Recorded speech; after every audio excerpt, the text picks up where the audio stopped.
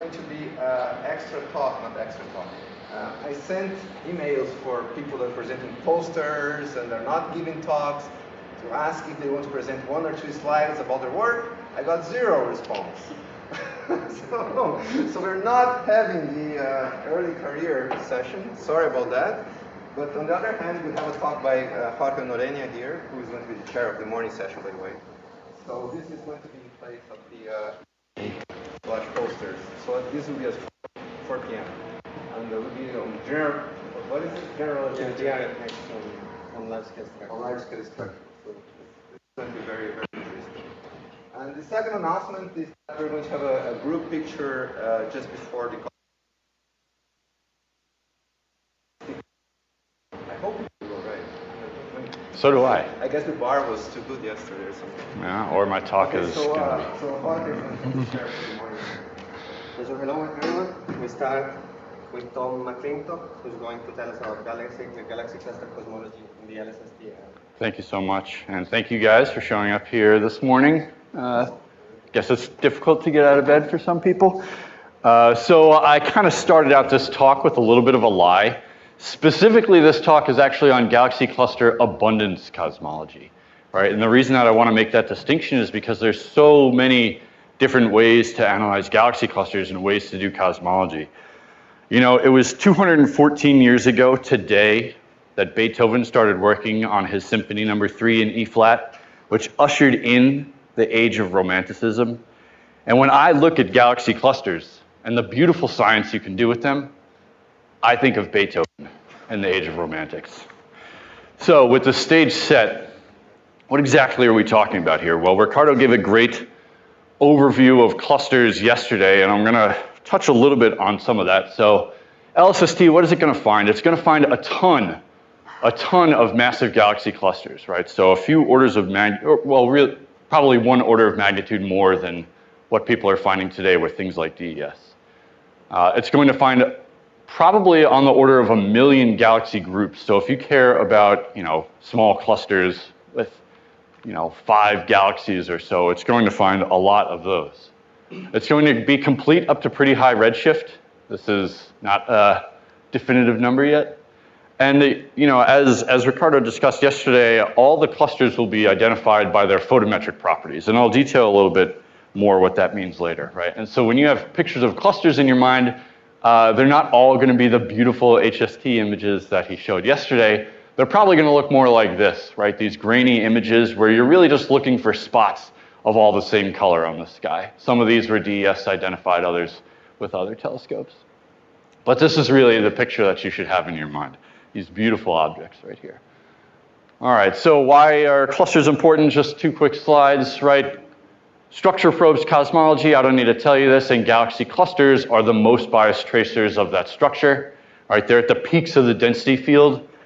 I guess you could say their transfer functions are very transferable, probably. And so obviously we can use them to distinguish between this picture of the universe and this picture of the universe, right? Just based on their number counts alone, in fact. I've got a small video here, which I'm going to hopefully successfully play. Nope, apparently not. Nope. Wouldn't be a physics talk without a movie that didn't work. All right, here we go. So this is a movie made by, just kidding. It's not a movie. Oh my gosh. Oh, it's going the wrong way. I'm pressing the back button. There we go. That play, I think, is autoplay of slides. What's that? That button, you play out of your slides. I see. There we go. Okay, so this movie was a very nice movie made by McClintock, who's now at Argonne. And it's showing the large-scale structure forming in real time, not in real time, but forming in a simulation. And these circles that you're seeing here, right, within the sim, are the locations of all the halos in the simulation. Right? And there's 2 plots on the right side that I'm going to talk about. I'm going to talk about one of them. The only one that I want you to pay attention to is this one in the top right here. Right, so like I said before, each of these circles is around dark matter halo in the simulation. And as we know, dark matter halos house things like galaxies and galaxy clusters. right? But you can see that they're all colored something different, right? Some are red, some are yellow, some are green. And they correspond to the coloring on this plot here. So this plot is showing the mass function, or just the number of halos as a function of their mass. And the coloration is showing the time of formation of halos within the mass function, right? So these red halos up here, these ones that are very, very massive, formed a very high redshift, whereas these ones that are blue down here formed a very low redshift. So the halo mass function, which I'll be circling back to later, is something that grows over time, right? It moves to the right and also moves up. And it's very, very sensitive to cosmological parameters. All right, now let's see if I can get back into presentation mode. There we go. All right, great. So with that picture in your mind, cluster cosmology in 3 easy steps. It's just a real quick ascent up to our goals here. All right, just 3 steps. All right, so what are the 3 steps? Step 1, find galaxy clusters. Step 2, measure their masses. And step 3, model their abundances, right? Model that population of clusters that you find. All right, so yesterday, Ricardo talked a bit about that, but I want to touch a little bit on the cluster finder that I'm most familiar with that we use in DES, and that will be used in LSST, at least for some purposes. Why is this not working? Is this out of batteries?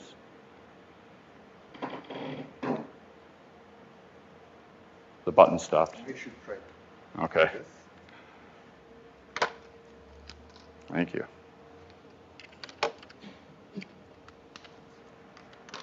Great. Oh, just kidding. Yeah, I know. All right, maybe I'll just have to hit the mouse. All right, so the cluster finder that I'm familiar with that we're using for cosmology in DES is this cluster finder called redMaPPer. It's an acronym for something, but I won't spell it all out. But a difference between this cluster finder and the one you heard about yesterday is that this is a cluster finder that works in 5 dimensions, you could say, right? It works in finding clusters on the sky, right, in angular coordinates, but then it also locates galaxies that are clustered along the red sequence. So it also locates clusters in color space. Right? And so what you're seeing here is a plot of 2 different colors, G minus R and R minus I, as a function of redshift. And these dots here are galaxies along the red sequence. So it's not showing contaminating blue galaxies and things like that. It's just showing galaxies that sit along the red sequence. And so what redMaPPer does is it models this red sequence at the same time that it tries to identify clusters on the sky. All right. And so the result is that if you end up finding a cluster on the sky and then you isolate just those galaxies in your color space, if it is in fact a cluster, then they'll show up as a small little bunch of galaxies on the red sequence. All right, so that's the goal with redMaPPer. And so the result of fitting these galaxies in color space is that you get really good photometric redshifts for the galaxy clusters, much better than your average galaxy in a photometric survey. All right, so this is showing that Z-spec as a function of photometric redshift of the clusters. It's unbiased, right? The bias fluctuates around 0. And the uncertainty, this blue line, is at the 1 or 2% level, which is really good considering, right? The occasional outliers, these catastrophic outliers, are ones that are all affected by miscentering. So that means misidentifying where the galaxy cluster is on the sky. And the nice part about them is that they can be modeled out in the end. Right? So we actually understand our outliers very well. And the really nice thing about redMaPPer is that it doesn't require a vast spectroscopic catalog. You can actually get away with just a really good photometric catalog. So for instance, red galaxies generally can be used as these anchor points to model that red sequence and find your clusters. And if you want to read more about it, there's plenty of papers about redMaPPer. You can also read about WASP, the one that you learned about yesterday. And really, one thing I want to point out is that, and Ricardo mentioned this, is that any given cluster finder really has a science goal in mind, right? So WASP, for instance, is really good for looking at high redshift clusters. redMaPPer is great for building a complete sample to do cosmology. And these other cluster finders like Amico and Chimera for the HSC collaboration, they're specialized for their own telescopes and answering their own science goals. So that's something to always keep in mind when you learn about a galaxy cluster finder is what is the stated goal for that finder? right? What are they trying to do? The designers, that is. All right. So what does a cluster catalog look like once you've found galaxy clusters? Well, it's this picture right here. This is an example, kind of an unsexy example of what a galaxy cluster catalog looks like. So this is the DES Year 1 galaxy cluster catalog. Specifically, it's the Cosmology catalog. So there's some details about DES here that I won't repeat. At the end of it, it'll be 5,000 square degrees, but the Y1 catalog was built with just about 1,800 square degrees, so a factor of 10 less than LSST's final area. It found about 7,000 clusters and an order of magnitude more than that at the group scale. And it's complete up to redshift of 0.65, right?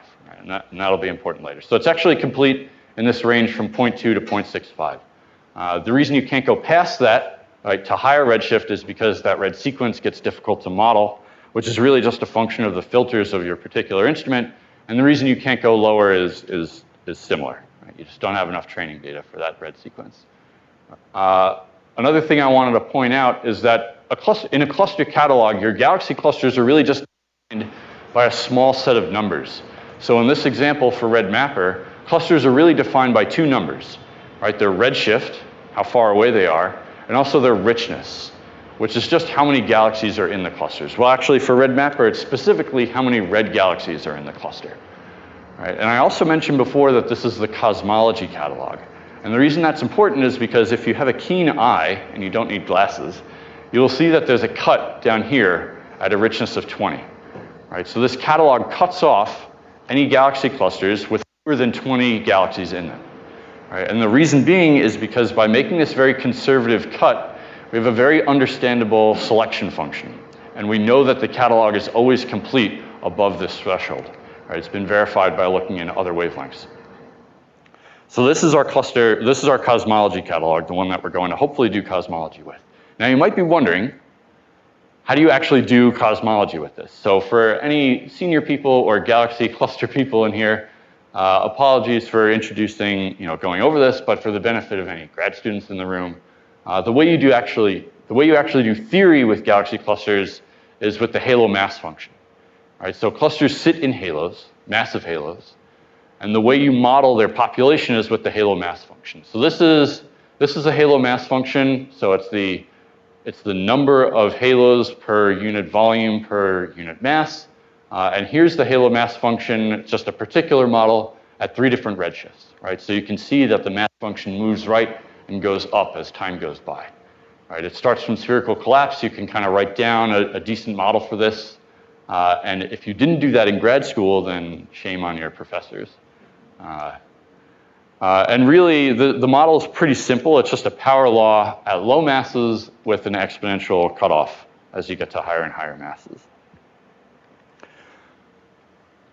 The way that you actually go about using it is by integrating under this curve to make histograms of the number of galaxy clusters that you find, right? So you end up with a picture like this, which is an actual number of halos per, some unit volume in a mass bin, right? So this is saying within this mass range right here, there's 10,000 halos or 10,000 galaxy clusters, right? So this is the actual theory curve that you end up comparing with your data, right? You bin up your clusters by observable, and you compare the theory to your actual catalog, right? Now there's an issue there because if this is our data, right, this is our cluster catalog, and this is our theory, there's a big disconnect between the two. Right? What is that disconnect? The disconnect, if you know how to read, is that this axis does not match this axis. Right? So what's the missing piece to this puzzle? Well, it's very simply this plot right here. Right? This is the mass richness, or really mass observable if you had any particular wavelength. Right? It's the mass observable relation. Right? This is the catalog that we need in order to actually do galaxy cluster cosmology. And I'll let the cat out of the bag right now and let you in on a little secret, which is that this plot will never exist. This figure will never exist, sadly. What you will see, and what was actually shown yesterday, is that you can make this figure for the most massive clusters. Right? You can actually measure the masses of the most massive clusters decently well, with signal to noise around like 3 or so. But for all time, this plot will never exist. We'll never be able to go down to such low masses and measure the masses of very low, or very small galaxy clusters very well. But that's, I don't want to be all doom and gloom, because we can actually do quite a lot just knowing that this is what the picture actually looks like, right? So zooming in, this is that mass-richness relation. And imagine that if, I were God, and I knew the masses of all the galaxy clusters, this is the plot that I could make, right? But if I'm just a mere mortal, and I know that I can't measure all of these points, well, what's the best that I can do? As it turns out, we can do cluster cosmology very precisely if we just know the statistical moments of this distribution, right? So that means measuring the mean relation and the scatter around this mean relation, right? And also, verifying that any higher order moments are relatively small. Right, so just by knowing the statistical moments of this distribution, which you don't need all the clusters for, right, that means we can do cluster cosmology confidently. It means we can convert between observables like richness into mass and compare to the theory. Right. So there's your galaxy cluster cosmology 101. Right, so that was going over finding galaxy clusters and also kind of how to use them. Right, but I mentioned before that we need to be able to measure the moments of that distribution of the mass-observable relation. And Mariana's going to give a great talk on this, I think, later, so I won't go into excruciating detail, but I want to go over a little bit about how we ended up measuring galaxy cluster masses in DES. So one of the cleanest ways to measure cluster masses that will be used in LSST, because it's great in the optical, is with gravitational weak lensing, right? So the shapes of background objects get distorted as their photons move past very massive lenses, right? The end result is that in a picture like this, where you have a screen of background galaxies randomly oriented, when you resolve the images of those background galaxies on your telescope, the shapes of those galaxies will be tangentially sheared around your galaxy cluster, right? So kind of schematically, it looks like this. If you had an awesome background of perfectly circular galaxies, maybe if every disk galaxy was flat on the sky, which would be nice, and you plot a galaxy cluster down at the point of this X here, or any lens really, then what you get is this tangential shearing around your lens, right? And so the amount of shearing that you detect is very sensitive to the masses of your lenses here. Bless you. Bless you again. Now, of course, I think you all know this, in the weak gravitational lensing regime, this effect can only be detected statistically, right? So you can't look at any old galaxy behind a cluster and know that it's been lensed. The only way that you can really detect that signal is by averaging around your lens, averaging all the sources behind your lens, right? So just as an example of what I mean, this is a picture of a very famous galaxy cluster. And you might be thinking, well, just look here. This is definitely high signal to noise lensing, right? Look at these arcs. Of course, this is an example of strong lensing, not weak lensing. And and unfortunately, extracting cluster masses from strong lensing signals is very difficult, if not impossible. And the reason being is because these strong lensing events don't really have a great you're not really measuring their shapes, right? You're just measuring kind of you're really measuring the small scale structure of your lens here. What we're really interested in is the tangential shearing of background galaxies far from the center of your clusters, right? So a picture of mass calibration of galaxy clusters, you want to have the picture in your mind of looking at galaxies far away from the center of your clusters to constrain their masses.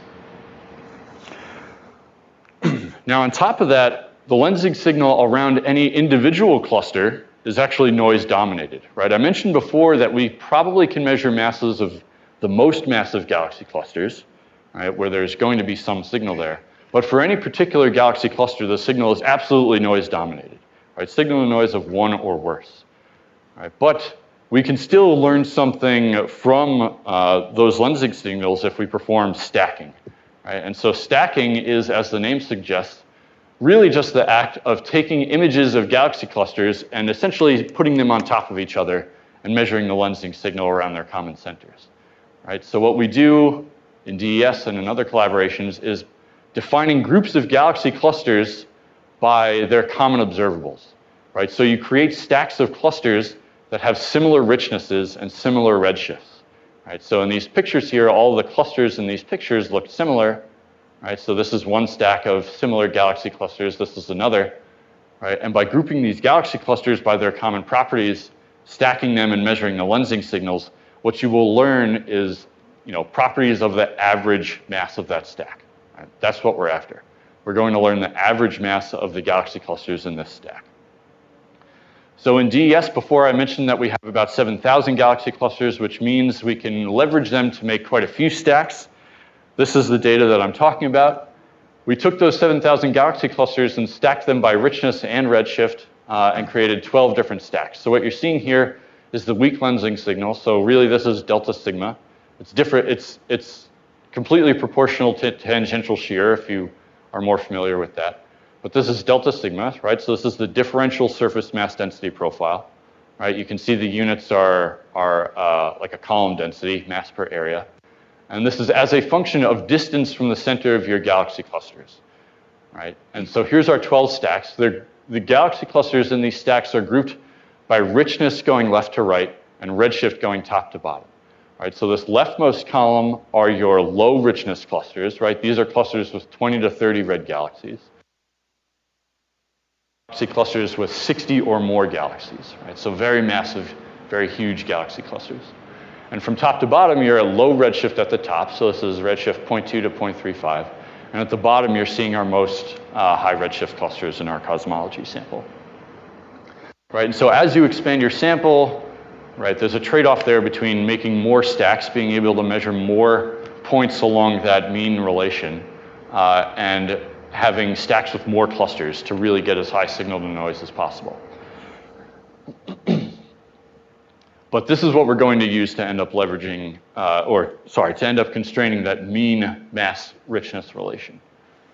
So zooming in on one of these panels, I'm going to break down the model a little bit, and I'm sure you'll hear about, this type of model in much more detail later today. But this is one of those panels. This is that low richness, low redshift stack. And this is that weak lensing signal. So I've added a bunch more lines here to be able to describe to you all the parts of the model that are present. Right, so the first one that I want to point out is this black dot dash line at the top. Right, so that's kind of your simple no systematics model that you can write down almost from first principles. Right, so that's this black line at the top. You'll notice by the shape of the curve that it's got this one halo term, right, like an NFW profile at small scales, and then also a two halo term at large scales. Right, so this is your halo bias times the matter correlation function kind of thing. Right, or really the halo matter correlation function. Right, so that's this black dot dash line. Right, so that's your model for the perfectly measured weak lensing signals around galaxy clusters. But the fact of the matter is, as I mentioned before, some of the clusters in your stack are going to be miscentered. Right, so the most important systematic that you have to deal with is really, or the one that would have the most impact if you didn't deal with it, is the fact that some of your clusters are miscentered on the sky.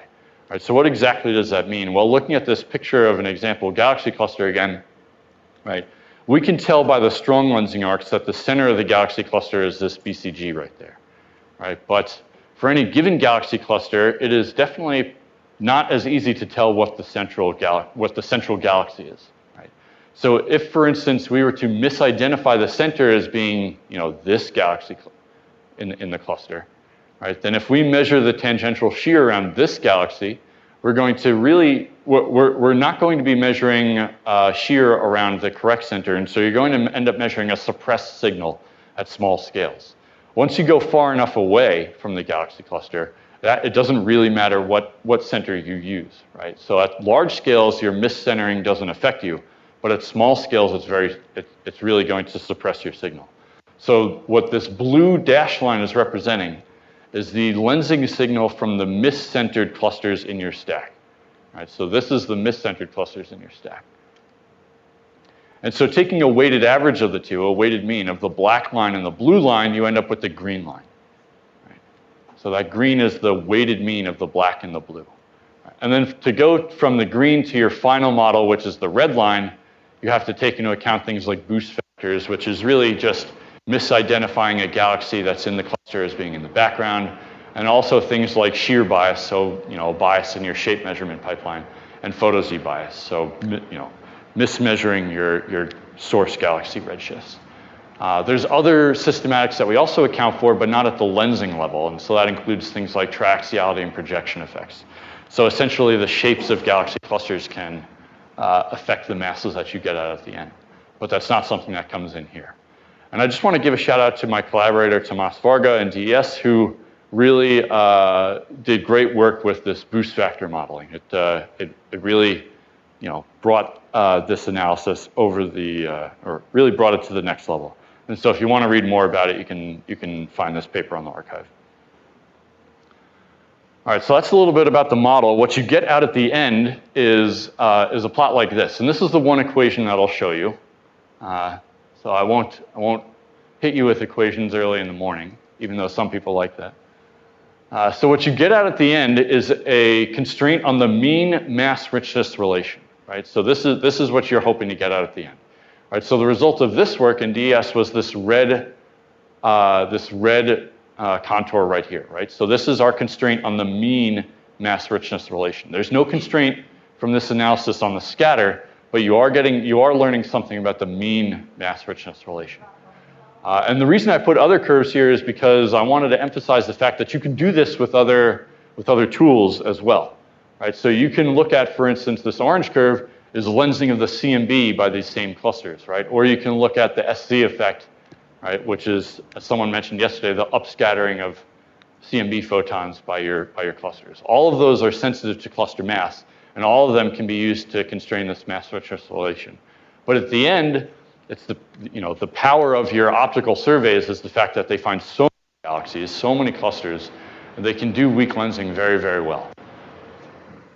And so the important thing is that we measured the normalization, so where this is vertically, at the 5% level. And the reason that's important is because this 5% level is roughly twice the level that you can, or twice the precision with which you can measure the width of the cosmological parameters, right, that banana in sigma 8 omega matter. Right, so this is roughly twice the level that you can measure that width. And real quick, I just want to bring up this table, which shows all of our sources of systematic. Our sources of systematic uncertainty.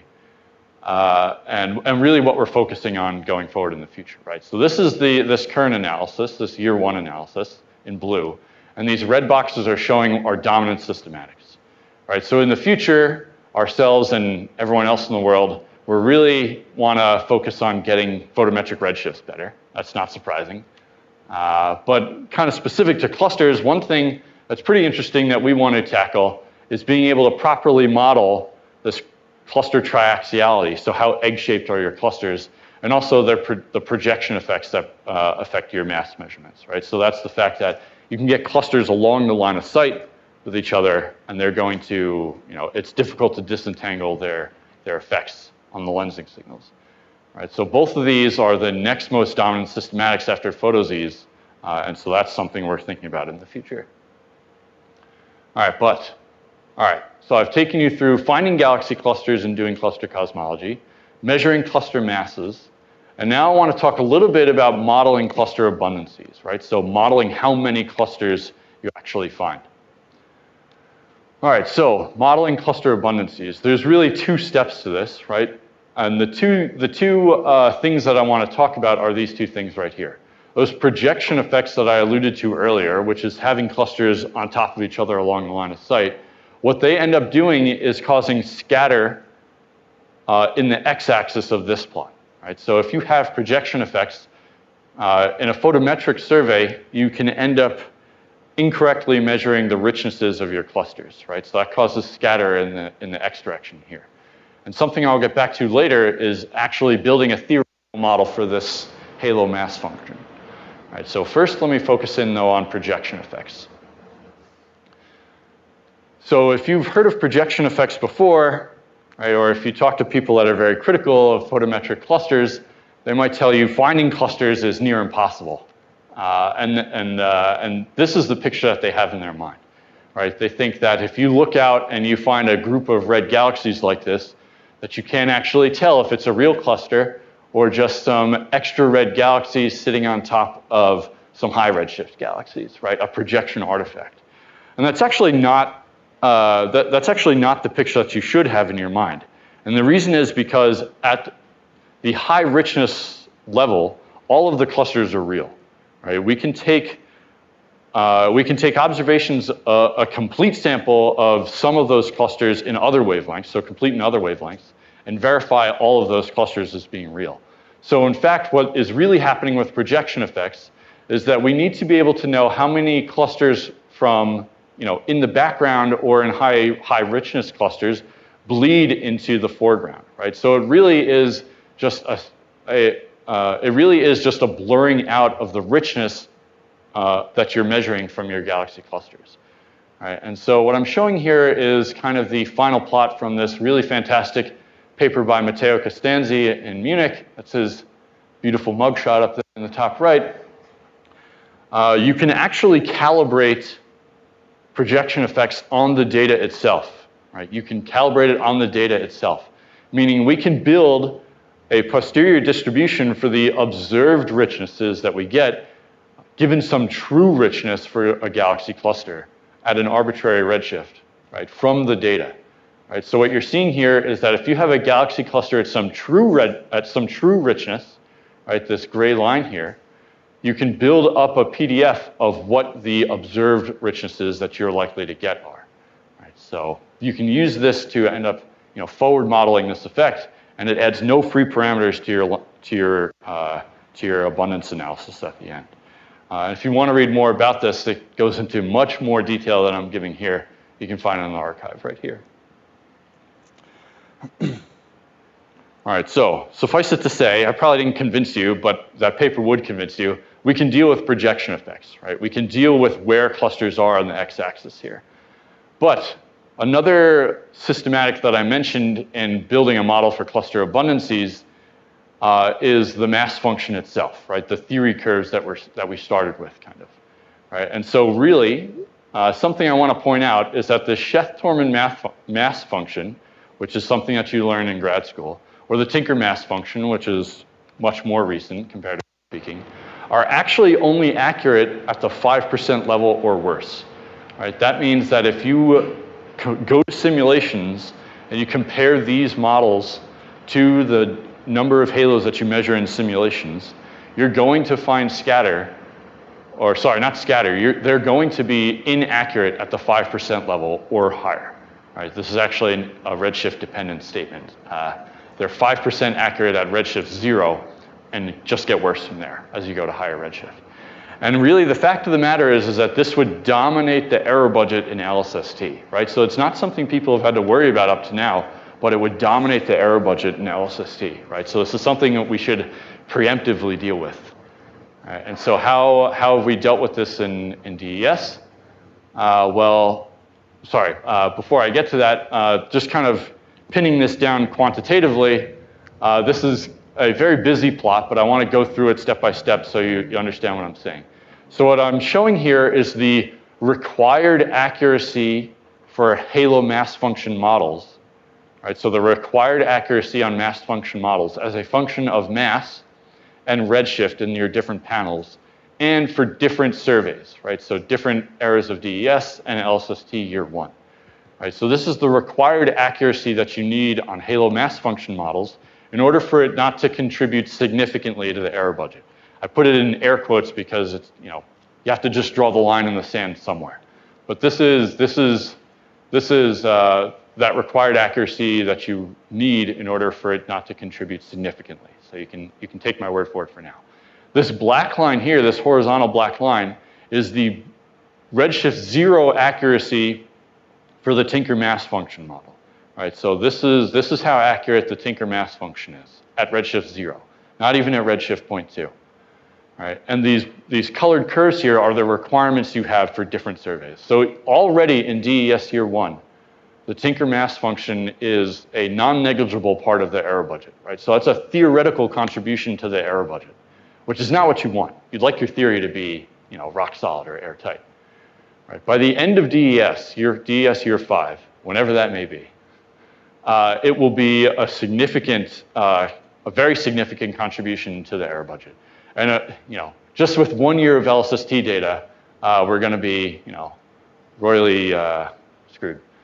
But not all is lost because we're not stuck with these inaccurate models. There's another curve on this plot, and so I kind of gave away the conclusion a little bit. But what we've done in DES is built an emulator to model this halo mass function. And the accuracy achieved by our emulator is good enough to take us through most of the LSST era. The LSST Y10 curve dips below this accuracy curve at high redshift, but no one really knows what's going to happen by LSST year 10. There's plenty of other things we'll have to deal with before that. But the takeaway I want you to get from this is that we built an emulator that's highly accurate for the halo mass function.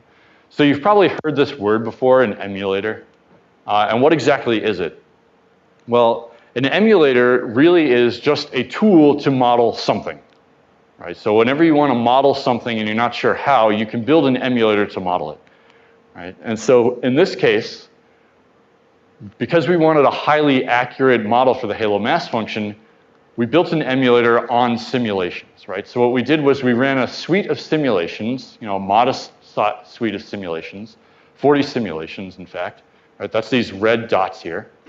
They're spread out in a 7-dimensional cosmological parameter space. I'm only showing, 2 of the dimensions. And we ended up measuring the mass function, or the cluster abundance in these sims. And we used some machine learning methods to interpolate the outputs of these simulations. So interpolated the mass function in these simulations in order to be able to predict the mass function at an arbitrary cosmology in this space. For you machine learners in here, we just use Gaussian processes, which is kind of the standard tool for emulators. But people also use things like neural nets. But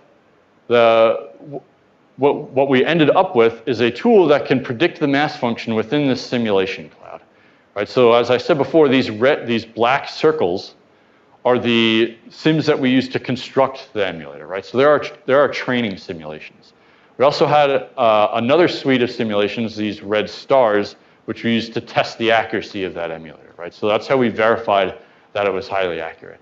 And you'll notice these contours here, they're just really there to guide the eye and give you some context. Right? So these contours are the Planck WMAP BAO and supernova constraints, 3 sigma constraints. And I'm just showing them here so that you understand why we put our simulations in the locations that we did. Right? We wanted to make sure our simulations were dense in a region where we were very confident that people will see results in the future. And so this is another busy plot, but it shows really how we arrived at the conclusion that our emulator was accurate. Right? So this is showing the halo mass function. Right? That in this case, it's a number density per volume. Right? Measured in our testing simulations. Right? So you're seeing 7 sets of lines and 7 sets of points here. So that's each of our testing simulations. And I'm showing you the mass function at a set of 4 different redshifts for a pretty large range in mass. Right, so each of these points is the measured halo mass function in our sims. And the lower panel here is the fractional difference between that measured mass function and the mass function predicted by our emulator. Right? And so what you're seeing is that the prediction is accurate at a level much better than 5%. And really it's accurate at about the 1% level for mass scales relevant for cluster cosmology. And at scales above that, it's accurate enough, right? So it's not a 1% accuracy, but it's definitely good enough to do cluster cosmology for quite some time. And of course, if you're interested in building a mass function over different scales, it really just amounts to running simulations of different sizes and different numbers of particles, right? So you can measure the mass function at very high halo masses by measuring by running very large simulations, or very low masses by running even smaller sims. And that's something people are thinking about in the future, is how low is low enough, right? How low do you need to go, and how high do you need to go? Those are kind of open questions at this point, but for now, this is definitely good enough to take us through probably the rest of DES. All right, so that brings us through all of Cluster Cosmology 101. I talked about finding clusters, right, about measuring the moments of this distribution, and some work we've done on the theory side for modeling galaxy cluster abundances. Right? And so the end result in DES is the following. So after doing that mass calibration and modeling cluster abundances, we end up with constraints that kind of look like this. So the DES year 1 constraints are still blinded, right? They're still being worked on right now. But what you're seeing here is the red contour is that DES year 1 constraint, and you can see that it's still at its blinded location, right? So this is a ridiculous value for sigma 8. I don't want to say that. But this is a very high value for sigma 8. Right? So this is the blinded location for the red contour. And in this plot here, I have artificially translated the DES 3x2 point results to lie on top of this. So the blue contour has been artificially translated to sit on top of the red contour. And so what you should take away from this is that clusters can be as constraining as the combined probes analysis. Now, your eye is certainly drawn to these wiggles here, and that's just because this is a very early plot. This was a multi-nest run that I don't think converged yet, but it's what my collaborators gave me to make a plot with. But I can say that these final contours are much smoother. Right? And this is really very encouraging, because at the end of the day, what you'd like to do is really combine all the measurements that you get out of your survey, right? So combining not just 3x2 point in clusters, but also, supernova and BAO and everything else that you can do with your optical surveys. And really, central limit theorem means you're going to get tighter constraints than either of these individually. Right, so that's where we're hoping to go in the future, and certainly in LSST it's going to do a fantastic job. But of course, making these combined constraints and even just doing the individual cluster constraints will be a challenge, but it's one that I think we will end up doing a great job on. So that's all I had to say. I want to give a quick thank you to my bosses at Brookhaven, everyone I worked with at Arizona, people in DES, and people that helped build the emulator in the Amulus project. And I'll leave you with a great picture of a galaxy cluster that we found in DES. Thank you very much.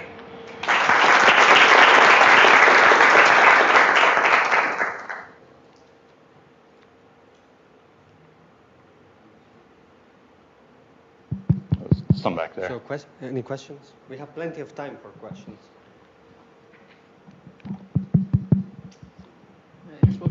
So Tom, thanks. Nice lecture, nice seminar. I have a question, which is, you talk about the precision, percent level precision. I'm much more worried about accuracy. So people have been discussing how accurate are these, cluster cosmology observables, because in some ways people are worried that you might be getting out what you're putting in.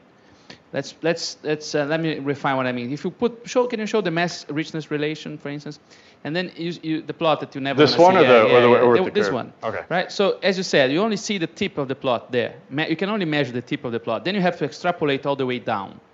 And how confident are you that we can really do this? And maybe the extrapolation is not working. Maybe there's something weird going on there. And all your results will be hinged upon that. Yeah, no, that's a really good question. So at the end of the day, right, we'll only be able to get individual cluster measurements for like these ones up here. But we're very confident that the clusters so this is our cosmology cut, right, a richness of 20. And really you're still getting plenty of clusters up here. And you can be very confident that you're finding real clusters at this richness, right?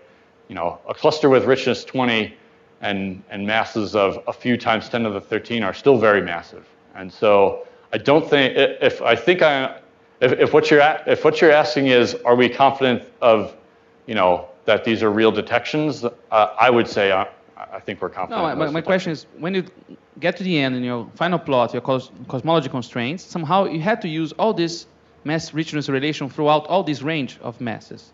And maybe it's not doing correctly at 10 to the 13 and 10 to the 13.5 or 10 to the 13.8.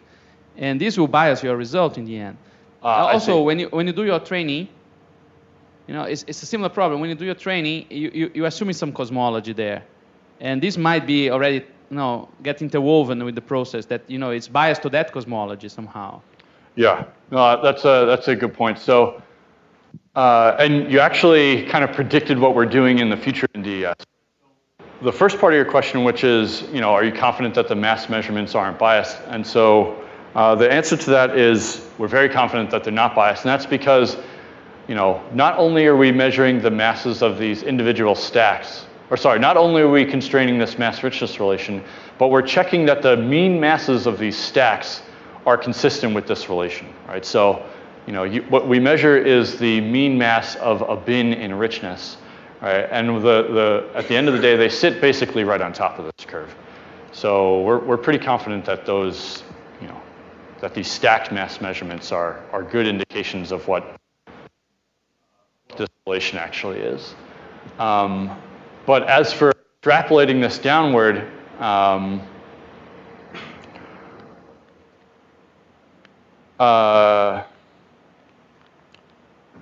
we're not too worried about it because even though, when you do the full analysis, you're doing an integral over a large mass range, right? The kernel that you're integrating over is really only non-negligible, at the richnesses that you're interested in. And so it's really only going to contribute right around here. So even though you're doing an integral over this full range, it's really only going to contribute here. And then the last thing that I think you mentioned, which was doing the lensing analysis assuming a cosmology. This is absolutely true. For DES year 1, we assumed a cosmology. But going forward, the idea is to do the abundance analysis at the same time as the lensing analysis, right? So that it's all done self-consistently. And you're estimating the covariance with some kind of cosmology dependence in there and stuff like that. So that's what we're hoping to build for in the future. Definitely something we've been thinking about.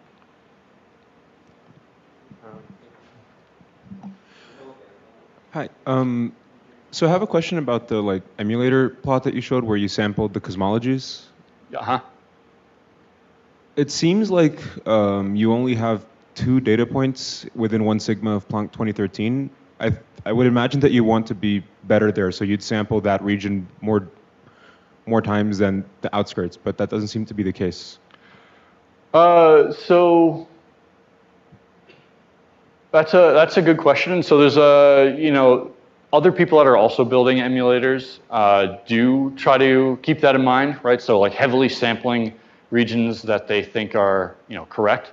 I will say that it kind of remains to be seen whether or not that gets you much in the way of building the emulator. It can certainly help tell you how accurate it is at that point, but I don't think it actually helps build, well, I'm not sure if it helps building the emulator that much better.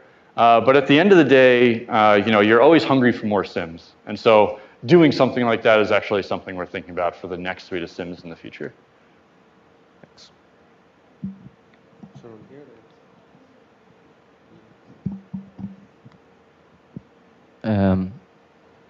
There are some works claiming that when you include baryons in the simulations, your mass functions can change like 20%. Is that considered anyhow, or how reliable is this process of emulation given the simulations you are running? Well, the basic question is, are there any baryon effects on these simulations? Yeah, good question. So these simulations were all n-body, so there was no baryons in them. But the baryonic effects on the mass function is really kind of muddled for 2 reasons. One is because it's really a mass-dependent effect, right? And so it's going to affect massive clusters differently than galaxy group scale halos. And so from what I've seen, the effect on massive clusters, and so for now we're not too worried about it. But the other issue is that it's also a mass definition dependent effect. Right, so someone brought up yesterday the splashback mass, for instance. And so certainly, as an example, the effect of baryons on splashback mass versus M200, for instance, or M500 is going to be very different. And so it kind of remains to be seen what is the best way to treat it for a particular mass definition. But M200 is conservative enough in that it's a very large measurement, it's a very large radius, right, compared to M500. So we're less worried about it for M200 than other mass definitions. But you know, alluding to the future of DES, we are thinking about how to modify these predictions to at least approximate the effective baryons. We don't have the compute power to run a ton of baryon sims, but estimating their effects and incorporating them in the model, at least to marginalize over those effects, is something we're going to try to do. Thanks for that. That was a good question, though. Hi there. I was wondering, do you have any idea of why we need to move to this type of, I don't know, like machine learning solutions? Isn't there a way to Sorry, it's a little hard to hear you over the air conditioner. Maybe it's probably better.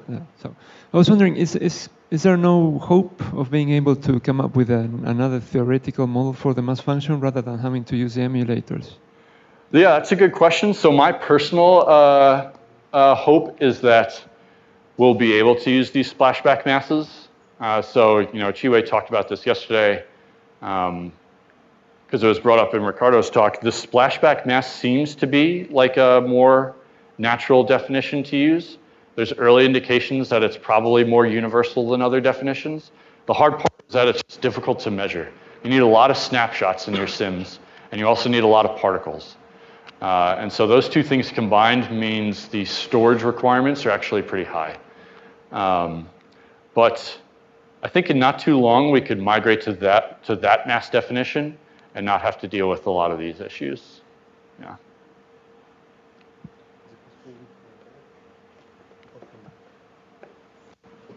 Oh, but I do want to say though that there's an issue there because I should distinguish between halo finding in sims and cluster finding on data. And at the end of the day, you want to try to have your halo finders that you're building your theory from try to closely match the cluster finder definition, right? And if you read Eli's papers on redMaPPer, they make some pretty strong arguments that the redMaPPer cluster finder matches up pretty well with the M200 halo definition. But in the future, if we switch mass definitions, we'll have to revisit what's the best way to find clusters to try to match that. 2 questions, if that's okay. First one, do you think we are at a point where we can basically go all out on emulators and basically rely on them for analysis? Say, basically that's the question, do you think that cluster analysis are mature enough to rely on such a limited parameter range? Say you had an analysis that found a matter of 0.15 or so. What would you do, or that would favor that direction? What would you do in this emulator case? Yeah, that's a good question. So I guess to boil down your question, you're asking, are the simulations encompassing enough to just use out of the box? And how do you know that beforehand? Yeah. Well, I will admit that we didn't know beforehand when we ran these sims. And what I think is because, right, so the emulators are very accurate in this range of parameter space. So what you can do is you can do something intelligent where, like, you know, if you stray far from this range, then default to a model that you do understand, like the Tinker mass function or something like that. So it's less accurate, but you know that it's at least stable out there. And so, you know, that's kind of an implementation question. But if you do implement your models like your emulators like that, then I think it's just fine to use, because you will know that if your contours are far from where the sims are, they're at least as accurate as your analytic mass function model. So I think it's fine today to stick emulators into codes, just being wary of when you're outside the range of those simulations, you're as accurate as to whatever you're defaulting to. I think that answers your question. Yeah. Do you have a second question? Yes, Okay. about your thought of the required mass function accuracy. Sorry, it was about this? Yes. Okay. What's included in this? Given the uncertainty I saw in the mass-observer relation for Y1, I'm kind of surprised to see that 5% accuracy in the mass function are not enough to interpret it given the level of other systematics. Yeah. So you keyed in on the fact that I said this is the required accuracy on your mass function to not contribute significantly to the error budget. And so in this plot, I made the statement, if we don't want the mass function to increase the total error budget by 10%, how accurate does the mass function model have to be? Right? So if I relaxed that statement and said, if we don't want to increase it by 50%, then these requirements would all go down. But this includes other systematics such as mass observable Oh, yeah, yeah. and projection effects? Yeah. That total error budget is basically dominated by how well you do the mass calibration.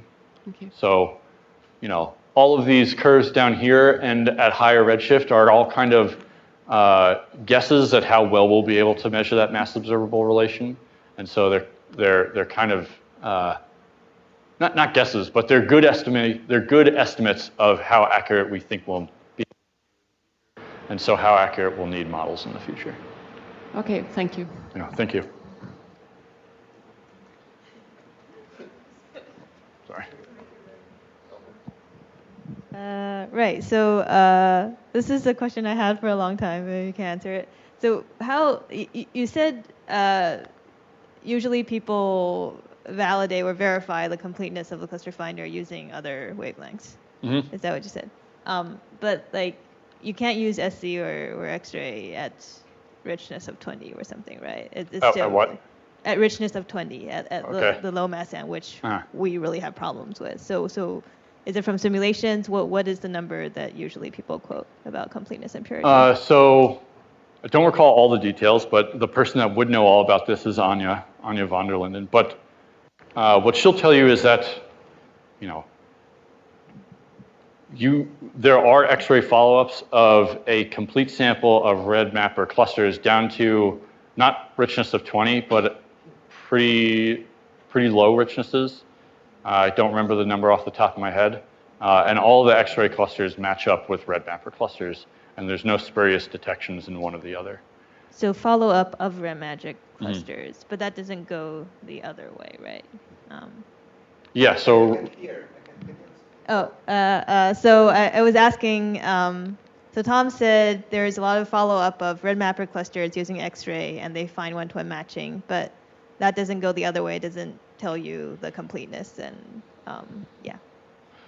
Yeah, so the X-ray catalog that I'm referring to is complete in its volume.